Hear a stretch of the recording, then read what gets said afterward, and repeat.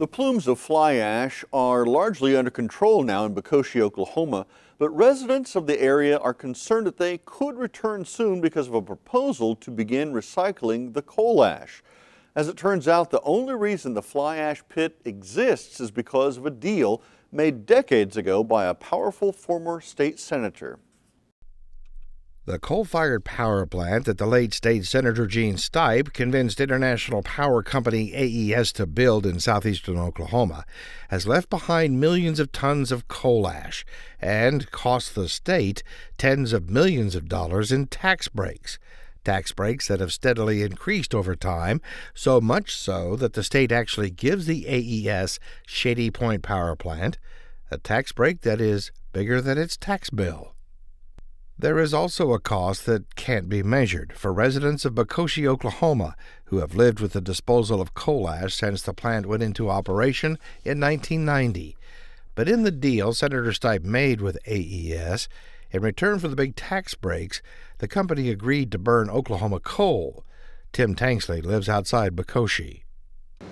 I'd almost guarantee you that this will be the last coal burner in Oklahoma, if it ever does, because this is the only plant in Oklahoma that can burn the coal that's being mined right in this area. Back in the late 1980s, Oklahoma's coal industry was on its deathbed. Senator Stipe saw the plant as a way to revitalize the industry and southeastern Oklahoma's economy. But to use Oklahoma coal, the plant has to burn it in a special way. They have Oklahoma coal, and just the type of boiler that they have is different. So it burns it in a different manner. It makes a different ash, actually. Bud Ground is now the president of the Environmental Federation of Oklahoma, a group that lobbies the legislature on behalf of utility and other companies. He used to also be in charge of environmental programs at AEP-PSO, which had little disposal issues with coal ash. What they couldn't sell, they put in that landfill. And there were even times when they were recovering ash out of the landfill to sell because it's a very valuable product. Coal fly ash is added to cement for roads and sidewalks, along with many other recycling uses, but not the fly ash from Shady Point, because of Oklahoma coal. They put lime in to control sulfur, which none of these others do that. It wouldn't have the same value as these would as far as selling it for concrete. It wouldn't be used for that. Clean Hydro, the company that runs the Bocoshe fly ash pit, wants to do something now that residents fear will bring about the return of huge plumes of coal ash. The Oklahoma Department of Mines issues permits for fly ash pits. The agency refused to grant ONR an on-camera interview, instead insisting that written questions had to be submitted and then written answers returned. Even though that is not how the process works in the journalism world, in order to find out just what Clean Hydro wants to do, that was our only choice. According to the responses from Rhonda Dossett, Coal Program Director for the Department of Mines, Clean Hydro wants to extract from the fly ash alumina, iron, coarse sand, and agricultural lime.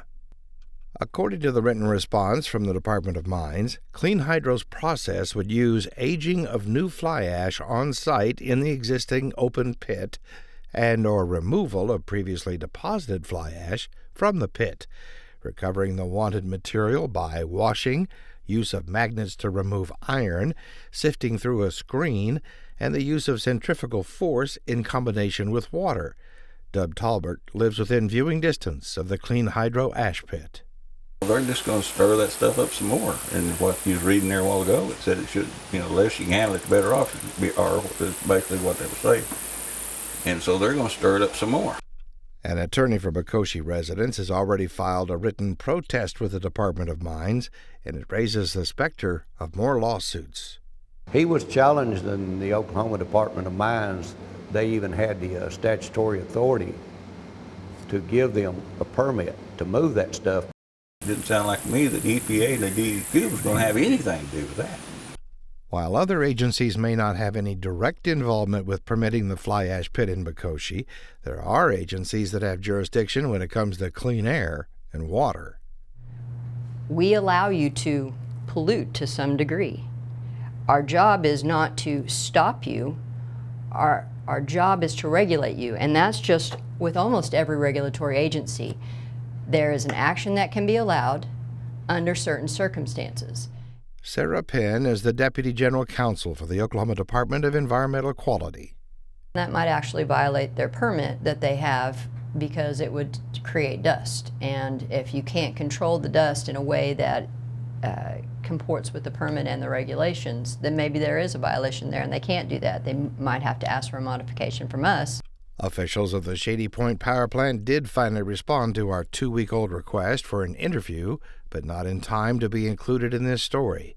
We will attempt to follow up with power plant officials, as well as tell the stories of people who have actually worked in the coal ash pits, who are now so sick they can't work at all anymore, along with what happened to a planned investigation into cancer cases in Bikoshi by the Centers for Disease Control.